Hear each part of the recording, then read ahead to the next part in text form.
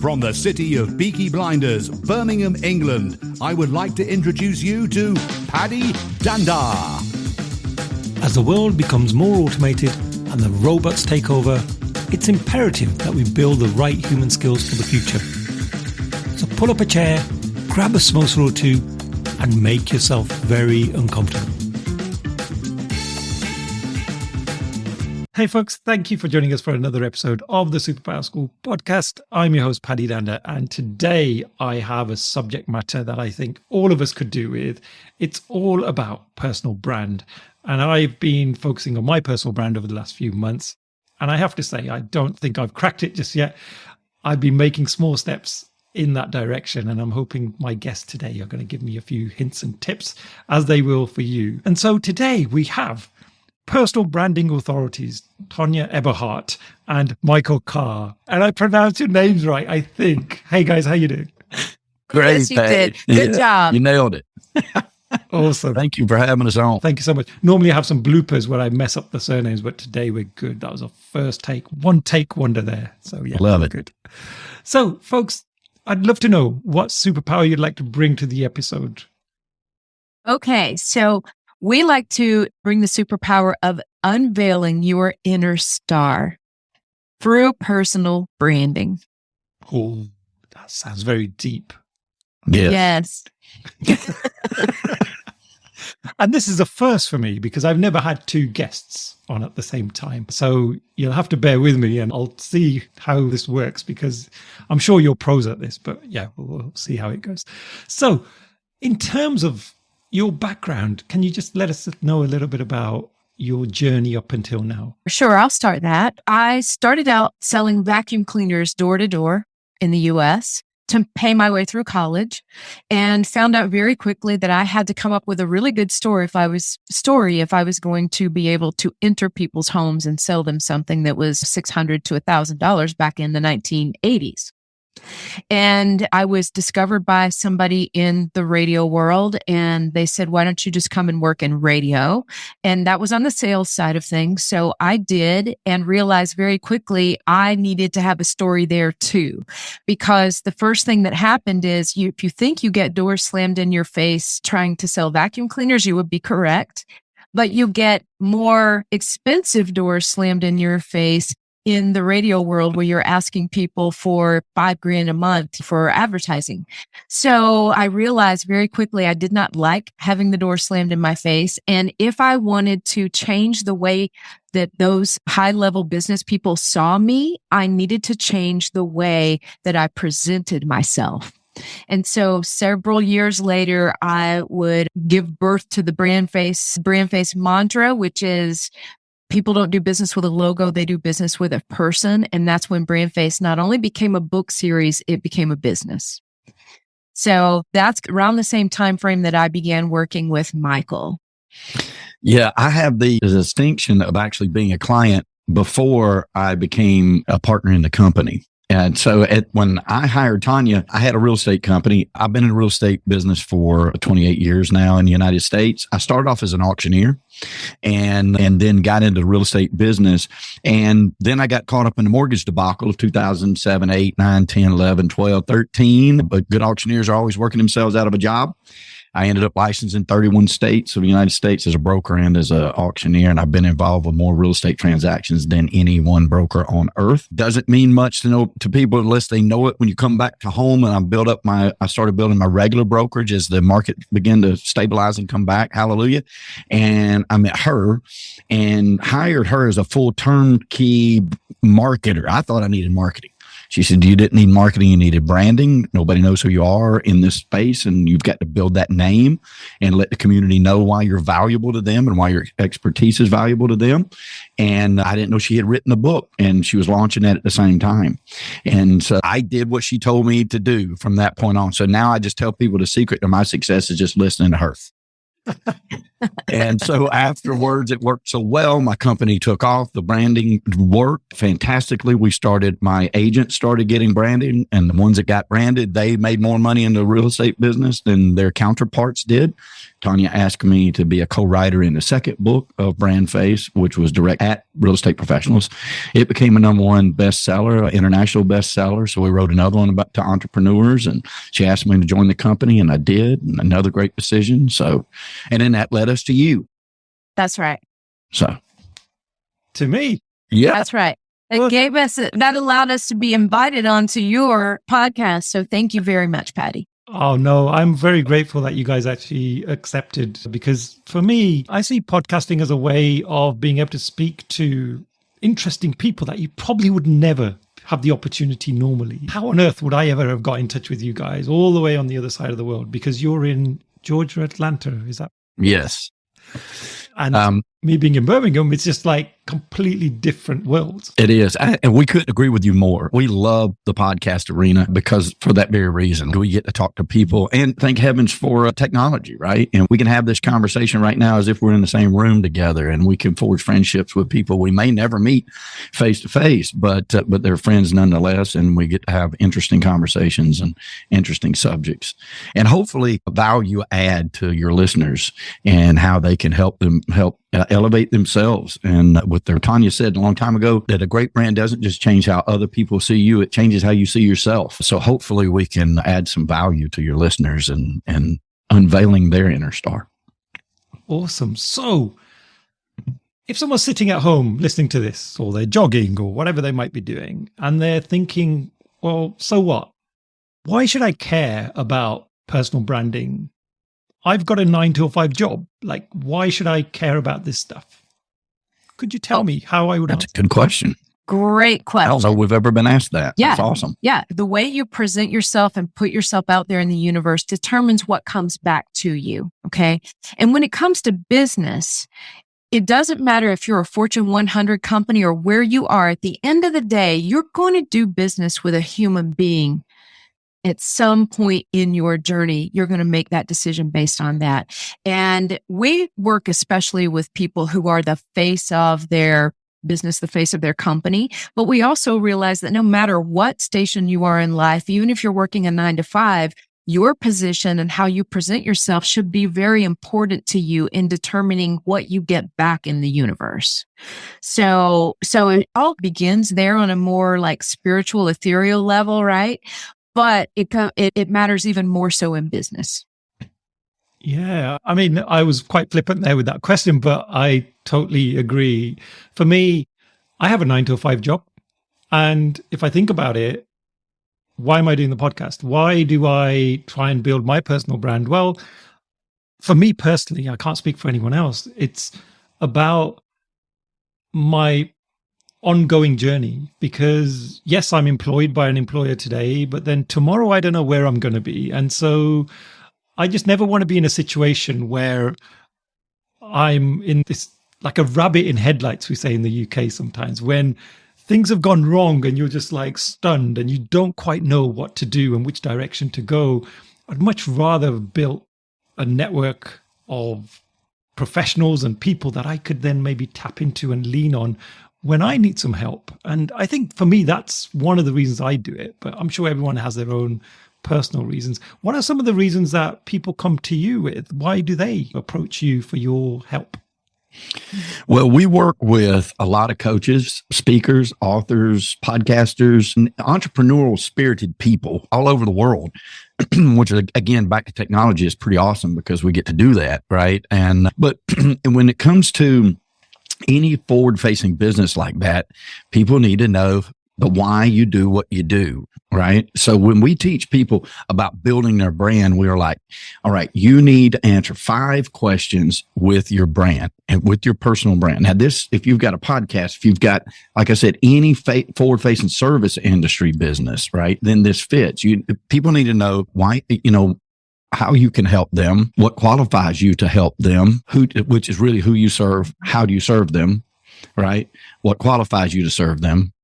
What makes you different from other people that serve that same community of potential clients? And then how are you different from everybody else that does that. And if you can put that kind of thought into your personal brand, then you can niche in your market and you find out your ideal customer or your ideal listener, your ideal audience. And now you can speak to them as the authority that you're trying to establish yourself as. And so many times we see where people are like, hey, I want a podcast, or I want to do a TED Talk, or I want to write a book. But they're all over the place. They don't know, well, okay, who's that going to be focused on? What is it meant to teach? What is it? So, because if you have a podcast about dentistry, but all you guests you have on are personal branders like us, you probably aren't delivering the right information to the right audience. So ideal customer is very important, and then your point of differentiation. And once you learn those things, now you can start becoming, that can become your superpower, if you will, to reach the right people with the right message and hopefully spread a lot of good. Oh, fantastic. If someone is thinking about starting this journey of building their personal brand or enhancing their personal brand, you mentioned a few things they should think about, but is there almost like a template they could fill out, or how do you normally help people who are in that situation take that first step? Well, the first thing we want to do is figure out who it is they're trying to attract with their brand. Okay. And let's speak for just a moment in terms of, for example's sake, podcasters, right? So who is it you're trying to attract as an audience to your podcasters? Well, if your brand alignment is in place, if you're truly aligned, those people are also going to be your customers, right? Or people that can truly influence those customers, because you don't want to waste your time doing it. It's great. And if you want to spend time doing a podcast just to get your message out there and to help people, that's great. But most people don't want to just have a podcast for that. They're really to generate leads for themselves, right? There's nothing wrong with that. Profit is a wonderful thing, and helping people is even greater. So you want to, first of all, look at who it is you're trying to attract, because think about it. How do you know where to market yourself or what to say when you put yourself out there if at first you do not know who it is you're trying to attract?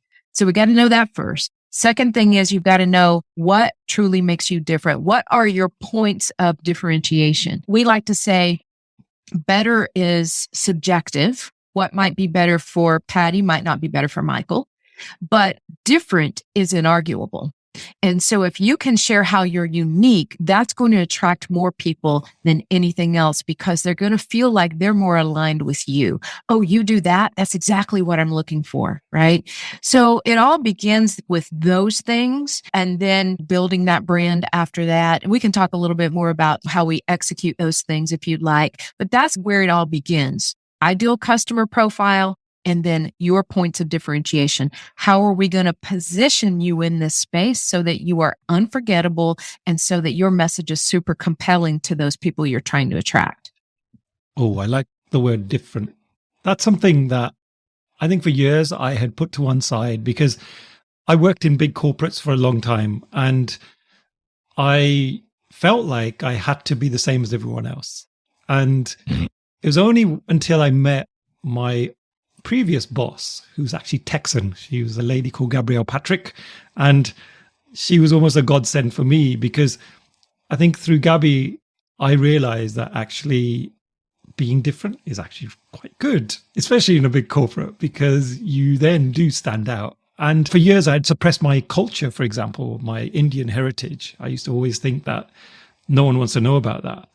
Whereas Gabby would really encourage me to talk and share, just little stories about where I'd come from or something about my culture. And I found over time, people really connected with that. So when you say being different, is that different in terms of differentiating services or image? What's the sort of the right balance there?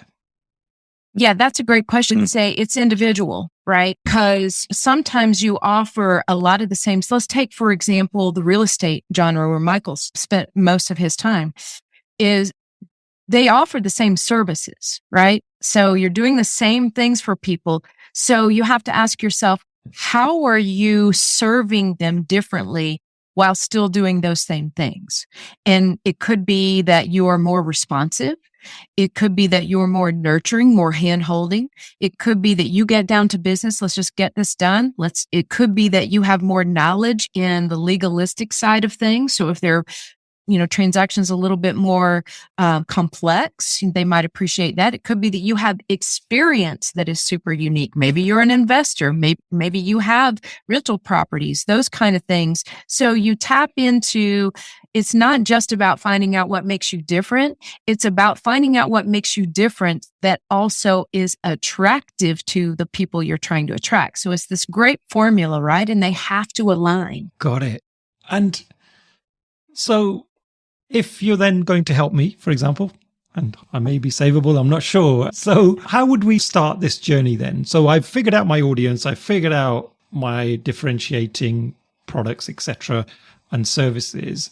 What might we do next then together? What's that sort of further step to make this real? Make it real. What we just described is the define phase. When we spend time with our clients to find out who they are and what those two things are going to be, their point of differentiation and their ideal customer. And the next part is the definition phase, the development phase, where we start to build out what that looks like and really tell your story. This is where we build a biography, write a great biography. So many biographies these days are resumes, right? Like you're applying for a job or something. And that's really not, we find that's not really what people want in the overall. Like when they look you up and they're going to do business with you, or they're going to learn what your podcast is about, or they're going to buy your book, or they're going to buy, there's always this abstract, right? That tells a little bit about who that author is, who that speaker is, who that podcaster is, who that real estate agent is. It doesn't matter, right? So you got to develop that out. You need a good elevator pitch. That's 30 seconds of telling somebody exactly what it is that you do, which is so valuable because if, like in a real estate business, you don't want to be, hey, what do you do? Well, I'm a realtor. Okay, so's 2 other million people in the United States that do that same craft, right? Oh, I'm a podcaster, right? It's too generic. Well, it doesn't tell them, okay, I am a podcaster that has a podcast show that does this. It's much more important that we develop that out. You also want your images to be correct, like you want your photos. You need a photo shoot. You need a website. You need all of that to be consistent. You need background images that actually show pictures of things that you are doing that on this define phase that point to your point of differentiation and your ideal customer and why that's important to them. And so that's the development phase. That would be the next thing that we would do to try to get your story out. Oh, I love that sort of biography you mentioned there. And I think in the corporate world, I often hear people, when they introduce themselves, they usually reel off their experience and then what certifications they've got and all the badges they've got. And I think the audience pretty much switch off after about the 3rd sentence. If somebody was doing one of those elevator pitches, could you give us an example of a really good one or some of the key ingredients that someone should include in a good elevator pitch? Yeah. So the framework of an elevator pitch is I help exactly who do exactly what so they can achieve exactly what, right? So that is just like this. The term elevator pitch, of course, was invented many years ago to say, okay, if you get on the elevator with someone that you really want to take to that next step, you want to meet with them or you want to do business with them, you only have the time between this floor and this floor to tell them who you are and why you could be valuable to them. That's where the elevator pitch came from. So it should be super, super short. I help exactly who, meaning exactly, I don't help people buy houses, right? So they can have a place to live, right? That's not a good idea of an elevator pitch, right? So for us, we help coaches, consultants, and creators to streamline, to clarify, and to monetize their existing assets so they can make $200,000 more a year in revenue. There you go. That's right? exactly what we do. It's pretty simple. So, but at the same time, it's very dialed in. Coaches and creators who have multiple projects and platforms like we talked about before we went live here. A lot of the people we work with are all over the place. And those are their words. Oh my gosh, I'm all over the place. They say that to me a lot of times and to our team. because they have maybe a book, they have a podcast going on, they have maybe coaching programs or courses they've created, they have a TED Talk they're trying to do. There's a lot of different things that they have going on to get their life-changing message out to the world, right? And we want to make sure that that life-changing message is super concise, that it has a lot of clarity behind it. Because if you don't have that, you are going to be all over the place. But once you dial that in and you learn, this is exactly who I am, exactly who I work with, exactly how I work with them, how it makes their life better and what makes me different, back to those 5 questions. Once you dial that in, then it also puts up those awesome guardrails in your business and your life that say, okay, stay on this path. Do these projects this way. One could feed the other, multiply those, tee customers up from one product to the next, and streamline that and really make it profitable for you. And so that's, what it's about. There's 2 things it's about at the end of the day: getting that life-changing message out to the world, actually helping people. Second thing is making that profitable for you so you can have the smallest amount of time possible in it, make the most amount of money, and still have freedom to live the life you want to live the way you want to live it. Oh, thank you for that, Tonya. That's certainly getting me thinking now. And you mentioned about some people are all over the place. And I feel like that sometimes as well, where I'm thinking, should I write a book? Should I do a TEDx talk? Or should I do one of these things or one of those things? I guess to help people out there, would you be able to break that down a little bit? So if someone is thinking about a TEDx talk, when should they consider doing one? Like, for what reasons? And if someone's thinking about writing a book, who should be thinking about that? Because I guess doing all of these things are probably not always necessary. That's what I'm guessing. But I'd love to hear your views on that. There's nothing wrong with having those multiple projects and programs, but you want to make sure that, and I think too, Paddy, since COVID, it's really put our priorities in place, right? Where we don't want to have 60, 70-hour work weeks anymore. We really want to have a life. And so I look at that and say, okay, let's first of all dial in the brand first, because you won't have any idea where you're going or what your purpose is or who you're meant to help until you get that brand built first. And then you take a look at, okay, now that I have this brand built, what is going to be most impactful? How is my time best spent to get the type of customers or create the type of attraction that I want to create so that I can live the kind of life I want? Because if you're not living the kind of life you want, you can't teach somebody else how to do it. So I don't know if there's a concrete answer to when is the best time to do it. I think it's a matter of balancing your time and your intention. Right? Intention is helping people, but also making a profit from it.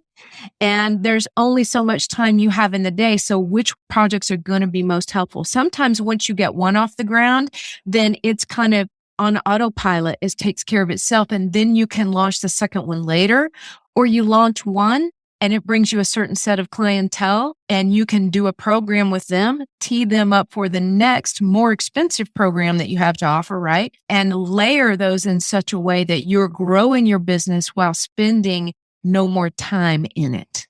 So we look at that individually with every person to help determine what is their best path to success. Yeah. And to add to that, we work with a lot of people who have these things already done and they're sitting over here and they're just on a shelf and they're not doing anything. And they're dusty. They're dusty. And people will say to us a lot of times, well, do I need a brand? Do I need to build a different brand from my book than my podcast? My book is about this. My podcast is about that. And Tonya says, I thought it was a stroke of genius when she said it. She's, which came first? All of these things are you.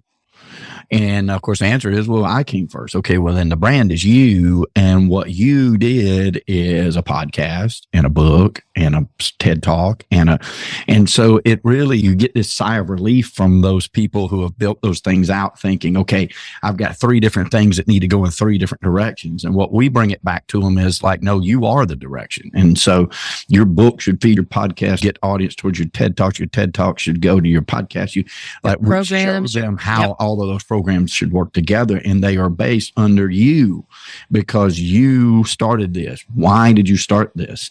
That's where it goes right back to people don't do business with a logo. They do business with a person. They're interested in, like, people are listening to Paddy because it's Paddy, right? Like if your subject matter is us today and, lawn irrigation tomorrow, they're still listening to you because of you. And so that is personal branding at its core.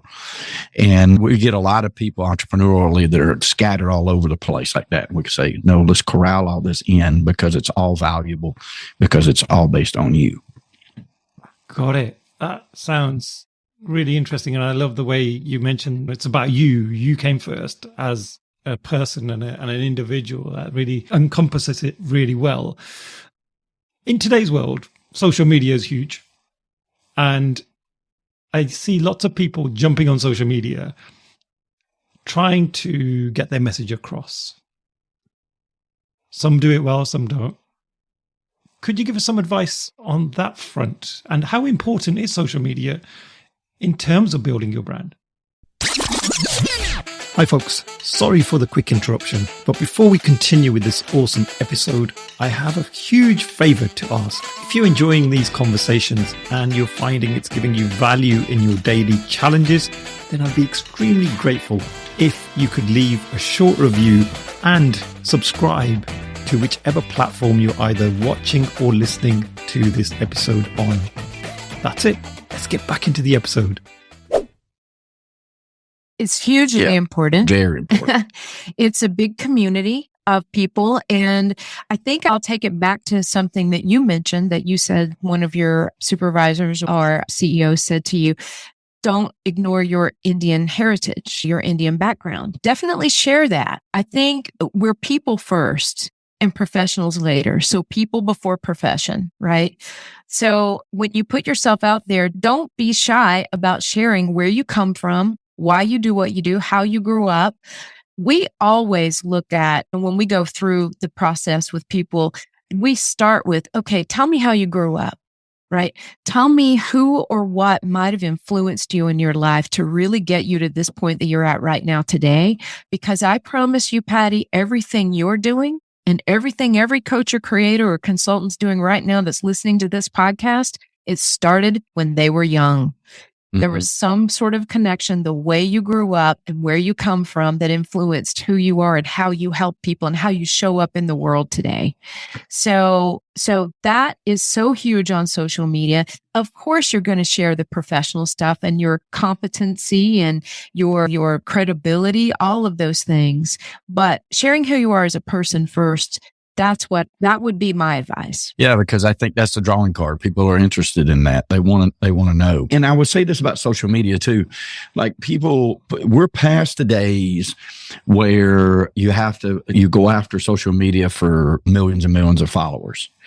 You should be working your social media towards the people that you are attracting towards your podcast or your book or your TED Talk. You have to, no longer are we looking for giant numbers. It's more so about the right numbers, showing up to the right people. If you could get 20 people into a room that would listen to some advice that you or one of your guests would be giving them, you could do a powerful thing, right? There's a thing in podcasts where the movement is, if there's only one listener that could get value out of this, we're talking to you right now. Now, hopefully there's many more, but I think it's people need to change their mindset on how social media is valuable to them. The days of Gary Vaynerchuk are over. right? Like where here's a platform. I'm good at this platform. I can get this platform message out and it's wide open. Now all of the algorithms are geocentric. They're trying to get it back to community, to where your social media is reaching people that you could actually meet in person, not just necessarily somebody overseas or something like that. Now all of the platforms are trying to get it to where it's more valuable to a smaller crowd of people, but it is the right crowd of people. And we don't need to act in different than that. I don't think we need to try to battle against that. So a lot of people get in their social media and they're like, well, I made a post and nobody liked it, and so I must be bad at this. No, that's that. Like one of our friends said, Jeff Fitzer said the other day, my bad post is a lot more valuable than your no post. You know what I mean? So that's good advice. But I would encourage your listeners, like when you're building out your social media with your brand, like you're talking to a specific group of people, and don't be upset if somebody in New Zealand, if it doesn't go viral. I've never had a video go viral ever. So it may never. That's okay with me. But we've had plenty of videos bring us business. But we had plenty of videos on social media where people are like, you know what? That's valuable to me. And I'm like, okay, well, come on in. Let's talk some more about it. Oh, I love that point, because I've talked on the podcast in the past where I think this podcast made me a little bit more resilient, because in the early days, I used to reach out to certain guests and some would reply, some would not, and some might reply with some questions. And sometimes those questions were, well, how many listeners do you have? What's your reach? And I think they were looking for like millions of followers and all of that good stuff, which is fine. I'm sure that's important for some people. And I would just respond and say, I don't even want to give you a number because it's meaningless. And I don't have millions of followers, but I do because I enjoy what I do. And I really like your message. And to some people's credit, they would absolutely come back and go, no problem. Let's do an episode. But many would say no. And I used to get really, I used to really reflect on that and feel like I had failed in some way. A bit like what you were saying there, Michael, about if you have a post and no one likes it, then you may feel like a bit of a failure. And I've got to agree with you in another way when I flip it on its head is, well, do I really want those people then? And, if that's right. They just want you as a vehicle to promote themselves. And I know we're all trying to promote ourselves in a certain way, but when the goal is just about followers, then I think that our values are different. They are. You came up with this quote a long time ago, Paddy, that fits this occasion so perfectly. It says that you don't need people to just know that you exist. You need the right people to know why you exist. And I think that speaks to, it's about quality, right? It's not just about reaching out to all these people. It's about who are you trying to help? And I think we wanted to come on your program because we listen to your episodes. We find you to be very genuine. We love the way you show up and we love the topic. It fit what we're all about. And so you may not have 5 million listeners. We don't either on our podcast, but it was a great fit for us. Yeah. And eventually we will, Absolutely. Oh, no. I think you should go viral, Paddy. I do. If I can help that happen, I'm going to. That's right. I've been trying. I was in Miami earlier this year with a friend of mine, and we were at a conference where we were presenting. And about 5 minutes before our talk, I said, Grant, I feel like dancing today. And he was like, oh no, here we go again. Because I always do this to him. At the last minute, I come up with something stupid. And I was like, it's not even for the audience. It's not an energizer for them. It's an energizer for me because I feel quite nervous right now. And I want to energize myself. So we made 150 people in the room do Bhangra dancing, like Indian dancing. So I've got some footage of that. And so, yeah, Michael, I'll use your help on that one. That might be my ticket to getting viral, but I don't know. We'll see. I love it. We love to dance too. In our spare time, we do some West Coast swing dancing and stuff like that. I mean, we're not professionals at it. We probably wouldn't even video ourselves for fear of embarrassment just to ourselves, but we have a lot of fun. Got it. Oh, that's awesome. I think if you're ever in this part of the world and I'm there, we should definitely get together and do moves. That would be awesome. Yeah, we would love that. We would love it. We might even blend our two moves and come up with this sensation. That's right. Wow. Yeah. Like a remix, right? We'll do like that's right. Bhangra with swing dance. Yeah, I've never even thought of that. So yeah, think we're onto something. Let's do it. We're on I something. think so. I see a worldwide movement coming. I do. So one other question that came to mind was, as you were talking that through, I mean, you've helped lots of people in the past. So could you give us an example of a couple of stories that have really stuck with you of how you've helped people move from here to here? Yep, absolutely. Yeah. So I can tell you one, this lady in upstate New York calls me about 2 weeks into the branding journey. And that's not terribly far along and just getting started, right? And she said, I know that I'm only 2 weeks in and all we've done so far is come up with my elevator pitch. But she said, I just had to call you today because I'm going out now and I'm introducing myself with my new elevator pitch. And she said, you wouldn't believe it, Tonya. People's eyes pop wide open and they say, oh my gosh, that's what you're doing? That's exactly where I am in my life right now. She said, as a result, I got my first $1 million deal. And it was crazy. It was such a great thing to have that happen. And that was very early on in BrandFace. I think that might have been our first year actually in existence. And that's a great one. And then seeing other people shift the way they look at their business. And I'll give you a good example of that. We work with a coach who is known as a full-time travel coach. And she was all over the place. She had lots of different programs available. And she said, I don't really know how to rein this in because I want to work with this person. She had about 3 or 4 different people out there that she wanted to work with. And we said, okay, but which ones which ones can you really help the most? Which ones do you really enjoy working with the most? Which ones are most profitable, et cetera. And so we really reined those in and we gave her a tagline that said, ditch your desk, discover your destiny, right? Because she really wanted to talk to people who were just sick of the prison walls of a corporate desk. And they were ready to either figure out a way financially that they could travel at least half the year, right? Or quit work altogether and travel full time, or work remotely full time. And so those were the people she really wanted. And one thing they had in common, they were sick of the desk. They just couldn't do it anymore. Their destiny awaited them, right? And so that's really what was important to her. And when we dialed that in for her, everything changed, right? So she's really focused now and super proud of her focus. And we have hundreds of stories just like that, really helping people dial that in because it's going to help her become more free herself. Her story is great. She stopped working over 4 years ago. She left the corporate desk herself, and she has not even had a permanent home address since that time. She has traveled nonstop. So that's a great testament to what she now helps other people do.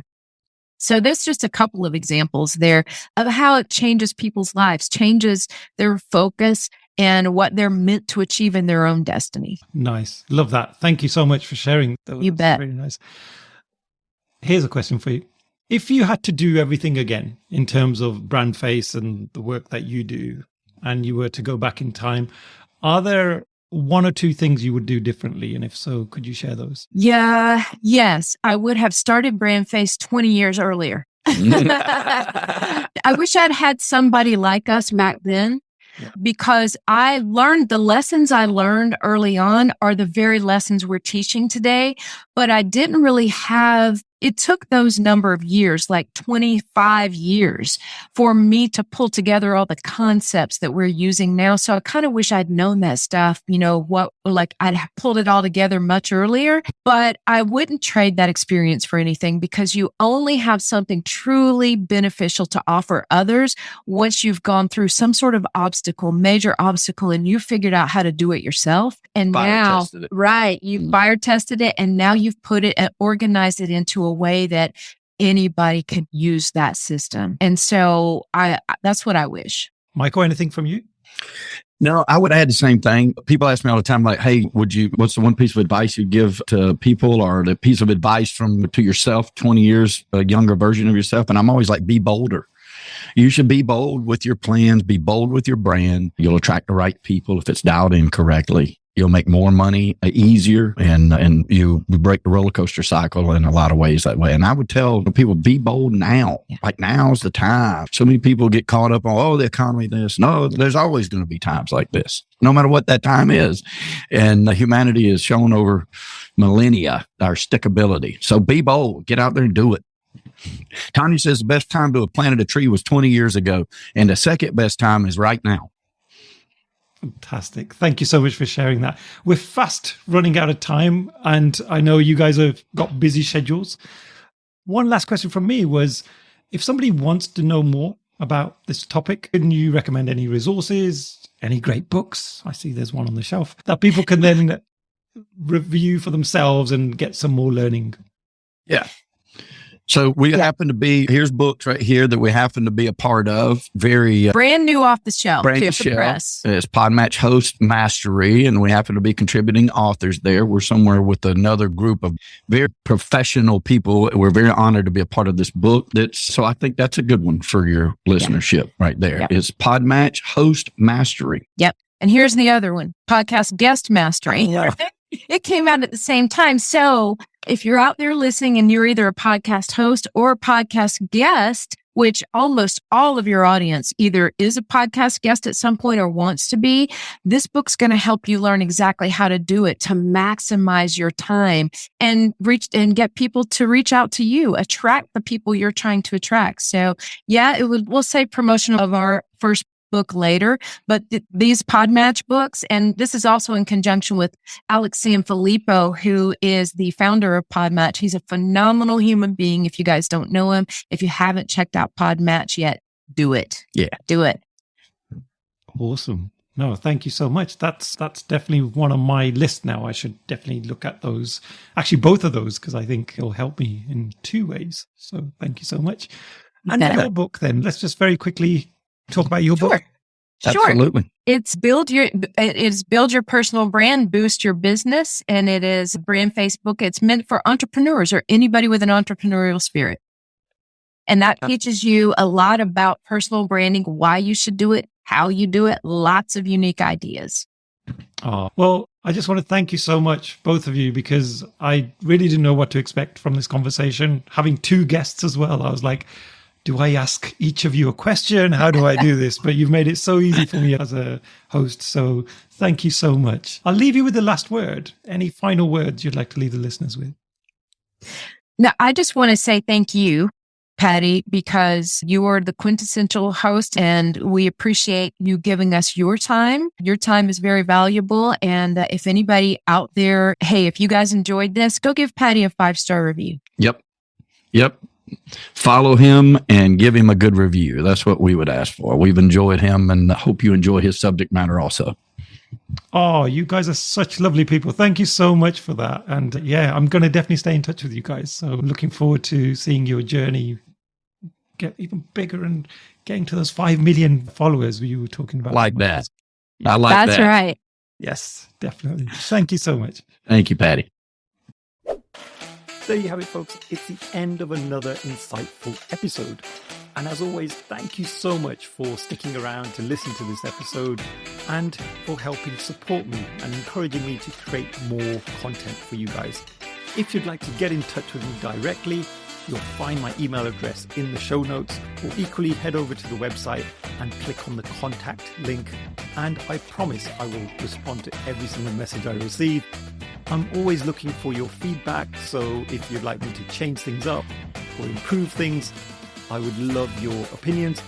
If there are topics that you would like us to do future episodes on, or there are other great speakers that you are aware of, then please do mention them and we'll see if we can make it happen. Thank you once again.